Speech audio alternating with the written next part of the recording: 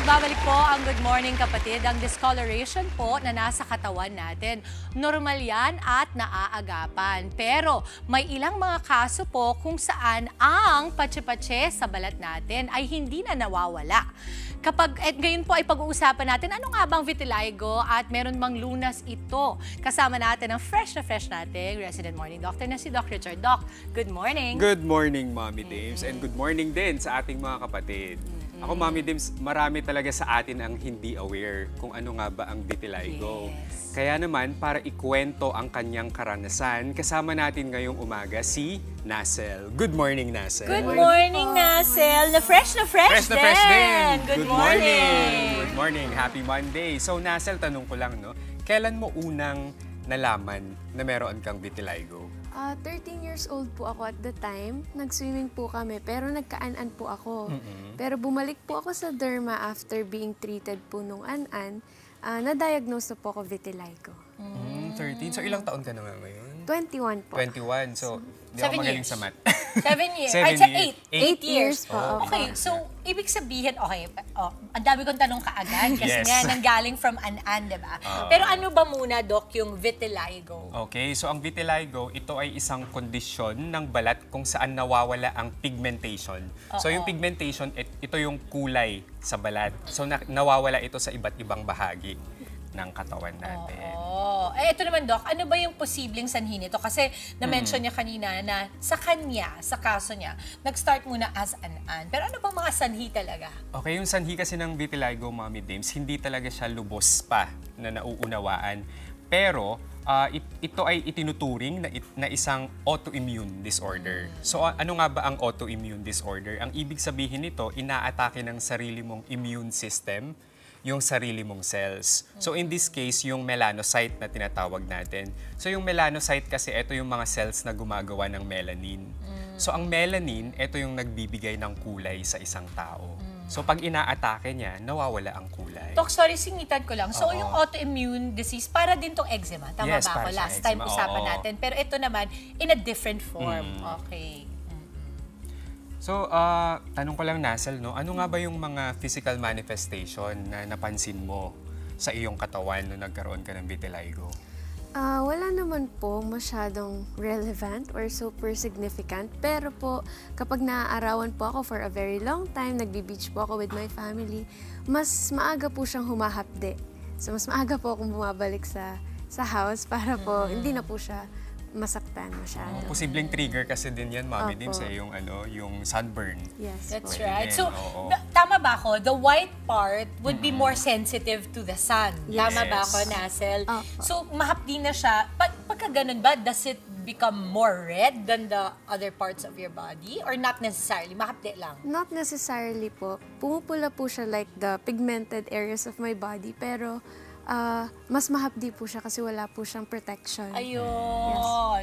Okay. Ito naman, Doc. Ano naman yung mga sintomas ng vitiligo? Okay, so yung mga sintomas ng vitiligo, unang-una dyan na yung mga puting patches na makikita sa balat. So parang kay Nasel, so yung mga puting patches. Tapos, Mommy Dims, hindi ito masakit, hindi rin siya mahapdi, hindi rin siya makate. Kaya malalaman mong vitiligo talaga siya. So, Nasel, tanong ko lang, no, gaano nga ba kahirap ang magkaroon ng vitiligo? Sa experience ko po, nagkakaroon po ako ng loving and supporting family. So, isa po sila sa malalaking factor kung bakit po ako nakaka-function day to day without having to think about it na parte po siya ng katawan ko. Pero for others po, nakakarinig po ako ng stories na nahirapan daw po sila. Pero kanya-kanya po talagang experiences pagdating sa vitiligo. Agree. Okay, matanong ko lang din, no? Ano na yung mga nagawa mo para ma-address ang iyong kondisyon? Naku, madami po. So, ang una ko pong ginawa, topical creams. So, hindi rin po siya gumana. May mga times pa po na papahiran mo yung white patches mo tapos magpapaaraw ka. And then, meron din pong nagpapa-injection. Hindi ko na po alam kung ano yung mismong gamot. And then, nag-try din po kami ng mommy ko ng herbal medicine. Didn't work din po. And then, there's this last po is UV therapy. Hindi rin po nag-work sa akin.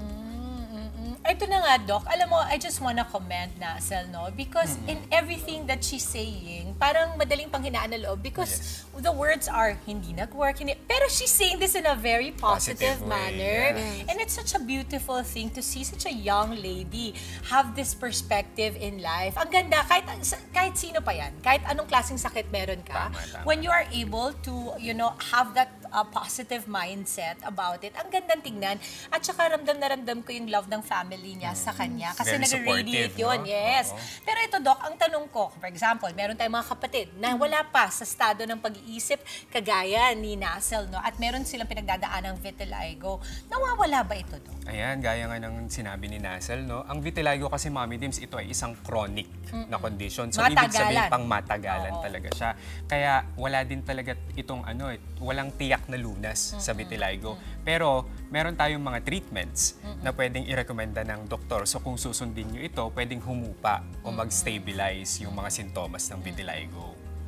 Ayun. Paano naman ito pinapastabilize or Okay. paano naman ito ginagamot, no? Yes, sa paggamot ng vitiligo, Mommy Dims, unang-una, magpakonsulta muna tayo sa doktor. Oo, wag tayo mag-Dr. Google. Yes, Alam mo para- naman oo. yung mga sa online, Google. pag tinignan mo, akala nila, alam na nila yung gagawin nila. Oo. Delikado yun. Yes, doon tayo sa totoong doktor. So magpakonsulta muna tayo para malaman natin kung totoong vitiligo nga ba ito. Yes. Kasi may mga ibang kondisyon din sa balat na mukhang vitiligo din. Okay. Ayan, so tapos magbibigay kami ng mga topical steroid creams. Pwede din dyan ang light therapy, yung tinatawag nating PUVA. Tapos, eto napaka-importante, ang psychological support. Kasi, naapektuhan din ang self-esteem ng isang tao.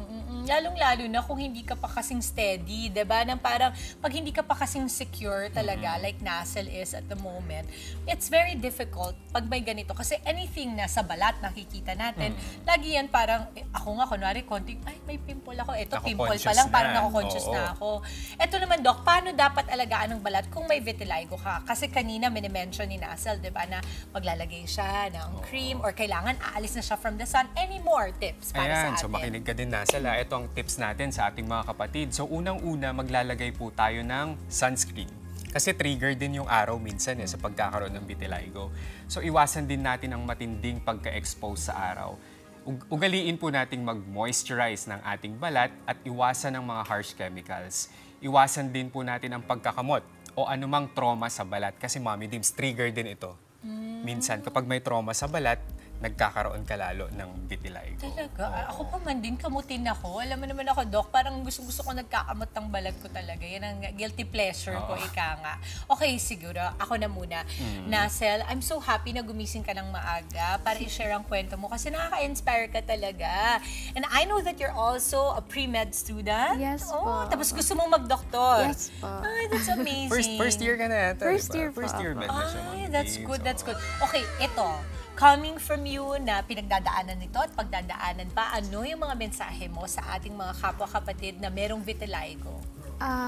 Give it time po. Hindi po minamadali ang acceptance and you should be able to accept within yourself first bago mo siya ipakita sa iba. Kasi you can't fake yung acceptance na talagang magmumula sa sarili mo. Agree. Yun lang po. Oo. Doc, meron ka pa ba gusto itanong kay Nasel? Gusto ko na lang sabihin sa kanya, Mommy Dims, na alam ko isang malaking hamon ang pagkakaroon ng vitiligo, pero hindi dapat ito maging hadlang sa anumang kaya mong gawin. At gusto ko lang sabihin sa kanya na ikaw ay maganda. Ay, thank you. Okay. At nakaka-proud dahil Tama. from this day forward, magkakaroon akong friend na doktora, di ba, Doc Yes. Nasel? Claiming. Yes, Nasel, I know that you share a lot of your stories, a lot of the things that you do that refers to your vitiligo as well. Ano yung mga social media accounts mo para i-follow ka nila? I have TikTok account, Nasel, and I have Instagram. You can follow me there to support my journey. That's all. Ang ganda. At saka kung ako rin, nakikita kita, ma-inspire ako. Thank you po. Nasel. And thank you so much, Thank you, Mommy. Doc Richard. And syempre, kaway-kaway sa pamilya ni Nasel, who's doing such a great job. Thank you very much.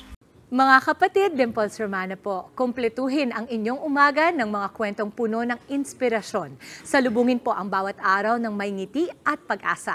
Kaya't mag-subscribe na po at mag-follow na sa aming social media pages ng News 5.